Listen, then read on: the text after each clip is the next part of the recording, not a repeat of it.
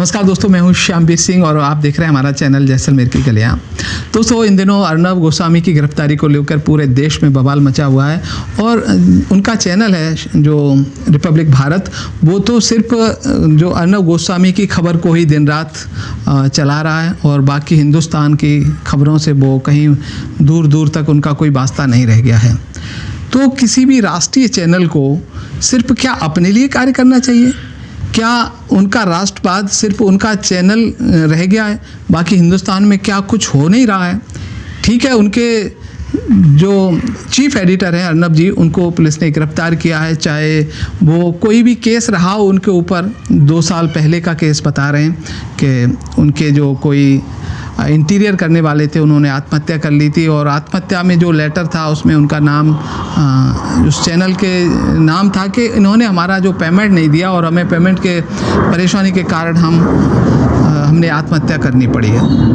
अगर ये सही है तो ये बहुत ज़्यादा शर्मनाक है और ऐसा कहा जाता है कि 2018 में इसकी जांच भी हुई थी और उस समय उस जांच को पुलिस ने क्लोज करके फाइल बंद कर दी थी। वो ये कहा था कि कहीं अर्नब के खिलाफ कोई भी सबूत हमको नज़र नहीं आ रहा है। हमको ये देखना चाहिए इसमें सबूत हो ना हो, छोटी सी तो बात थी, इसमें इतना लंबा केस खींचने की ज़रूरत नहीं थी।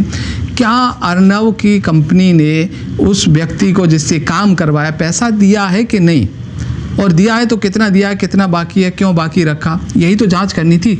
इतना भी अभी तक केस को 3-4 साल हो गए लेकिन अभी तक इतना भी खुलासा ना तो खुद चैनल वाले कर रहे हैं कि हमने कितना पैसा दिया था, क्या हमारे पैसे के कारण आत्महत्या की, या और लोगों पर भी उसका कोई बकाया था, या ये लेटर जो है उसके हाथ का लिखा हुआ सही है भी कि नहीं, या और किसी कारण से आत्महत्या की। और तो ये सब कुछ देखना था। तो जब पुलिस कोई फाइल बंद करती है तो ये भी स्पष्ट होना चाहिए कि उनको एक बार जो क्लोज कर दी फाइल, तो जो जिनके ऊपर अपराधी का धब्बा लगा, चाहे जो अर्नब जी हों, कि तो उनको भी एक, जब रिपोर्ट बंद कर दी तो इनको भी एक लेटर देना चाहिए कि अब आपके खिलाफ कोई सबूत नहीं है। अब 2 साल के बाद फिर से केस खुलवा लिया है, तो ये तो ब्लैकमेलिंग वाली बात हो गई कि एक फेवर वाली सरकार होगी तो किसी अच्छे केस को किसी को बचा रही है और जब विपरीत सरकार आ गई तो उसी केस को खुलवा करके उसको फंसा रही है। तो आजकल राजनीति और पत्रकारिता ये पब्लिक के लिए नहीं रह गई है, पब्लिक को फिर से गुमराह किया जा रहा है। तो मैं सिर्फ ये कहना चाहता हूँ कि जो लोग चैनल देख रहे हैं, चाहे आर भारत हो या दूसरे चैनल हों, तो उनको ये देखना चाहिए कि ये चैनल किसके लिए काम कर रहे हैं। आजकल क्या राष्ट्रवाद एक व्यापार बन गया है, राष्ट्रवाद की आड़ में लोग पैसा कमाना चाहते हैं। अब वो कितने राष्ट्रवादी हैं, तो ये भी जांच होनी चाहिए उन लोगों की कि जो राष्ट्रवाद के ऊपर हमारे भोले वाले देशवासियों को गुमराह कर रहे हैं और एक देशभक्ति का मुखौटा करके वो देश में छा जाना चाहते हैं, हमारे भोले वाले लोगों को गुमराह करना चाहते हैं, या यूँ कहें कि पैसा कमाना चाहते हैं, एक व्यापार करना चाहते हैं। ये इस बात को लेकर सच में मैं बड़ा ही दुखी हूँ। ऐसा बिल्कुल नहीं होना चाहिए। राष्ट्रवाद कोई दिखावे की चीज़ नहीं है, चिल्लाने की चीज़ नहीं है। जो राष्ट्रवादी होता है वो सिर्फ ऐसा नहीं है कि अपने देशवासियों से या अपने फौजी से, राष्ट्रवाद वो नहीं है कि बॉर्डर पे जाके लड़ाई करे वही राष्ट्रवादी हो, दुश्मन को मारने वाला राष्ट्रवादी हो। जो राष्ट्रवादी होता है दोस्तों, अपनी भूमि के कण कण से प्यार करता है, यहाँ के हर नागरिक से प्यार करता है, यहाँ का इंसान कैसा भी हो उस सब इंसानों से प्यार करता है। और जो मैं आपको बताऊँ कि राष्ट्रवाद अपने देश की छवि का भी ध्यान रखता है कि बाहर विदेशों में भी हमें हमारे देश की छवि ऐसी उच्च रहे कि इसका हमारा देश एक दुनिया के लिए आदर्श बन सके।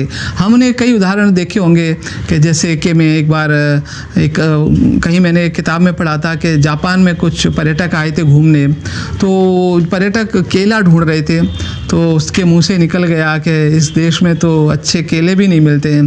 तो एक जापानी स्वाभिमानी देशभक्त खड़ा, उसने सुन लिया, तो उस व्यक्ति को देखता रहा, वो बैठा था, थोड़ी देर में वो कहीं से बहुत अच्छे केले लेकर आया और उस व्यक्ति को दिए। तो ये राष्ट्रवाद होता है। तो उसने कहा कि आप ये केले कहाँ से लाए? तो उसने कहा हमारे देश में सब कुछ है लेकिन यहाँ उपलब्ध नहीं था।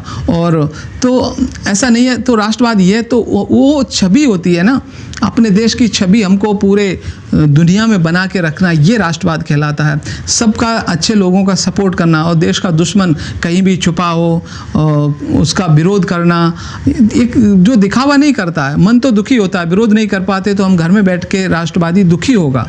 तो जो राष्ट्रवाद की आड़ में जो व्यापार कर रहे हैं उन लोगों से हम सावधान रहें, हम देशवासी, और उनका मोहरा न बने।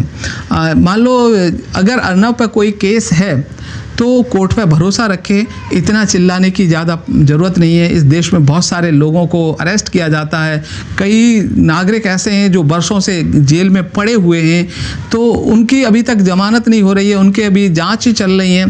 तो हमारे देश में बहुत ऐसा कुछ है जो हमारे देश के लोग काफ़ी कुछ सहन कर रहे हैं। तो कोर्ट पर भरोसा रखें, और आपको तकलीफ़ हो गई तो आप आसमान उठा लिया, जैसे हिंदुस्तान में बहुत सारे नागरिक उनके साथ होता रहता है। आप सक्षम हैं, इसलिए आपने ये बात पूरे हिंदुस्तान को बता दी और लोगों को अपने पक्ष में खड़ा भी कर लिया।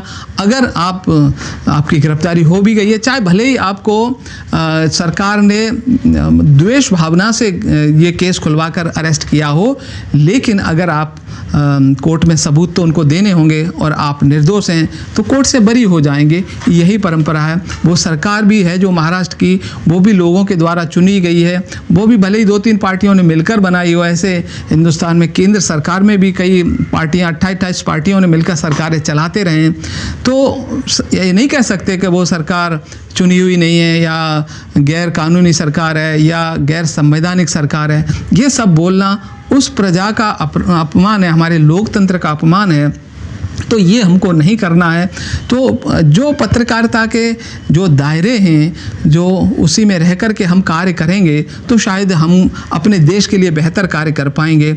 और अब एक पत्रकार खुद जज बन जाएगा, खुद सरकार चलाना चाहेगा, तो शायद ये सब कुछ इस लोकतंत्र में बर्दाश्त से बाहर होगा। तो जिसके पास जो अधिकार हैं, सरकार के पास जो अधिकार है वो सरकार भी प्रयोग करेगी, आप पत्रकारों के अधिकार है वो पत्रकार भी प्रयोग कर सकते हैं, आम नागरिक के अधिकार आम नागरिक भी प्रयोग करेगा। तो सरकार अपने अधिकारों का प्रयोग कर रही है। अब गलत होगी तो कोर्ट से उनको फटकार भी मिल सकती है, आपको जमानत मिल जाएगी। तो यही है, सब अपने अपने दांव चल रहे हैं, पर देशभक्ति की आड़ में व्यापार करना और देशवासी हमारे जो भोले भाले हैं उनको मोहरा बनाना बहुत बड़ा अपराध है।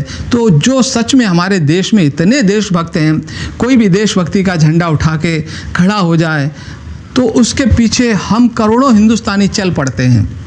बहुत हमारे हिंदुस्तान में एक से एक बड़ा देशभक्त है। तो हम देशवासियों को थोड़ा अपनी समझ से काम लेना पड़ेगा कि हम कहीं मुखौटे के ऊपर तो नहीं पीछे चल रहे हैं, देशभक्ति का दिखावा करने वालों के पीछे तो नहीं खड़े हो रहे हैं। क्या जो सामने वाला व्यक्ति वास्तव में देशभक्त है भी कि नहीं, देश प्रेमी है कि नहीं, पीछे का बैकग्राउंड उसका ज़रूर देखिएगा कि इसने देश के लिए अब तक क्या किया, कितना त्याग किया है। ये सब बातें हैं।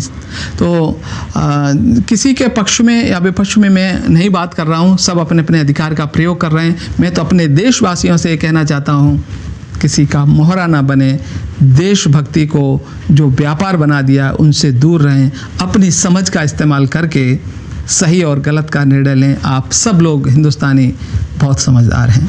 नमस्कार।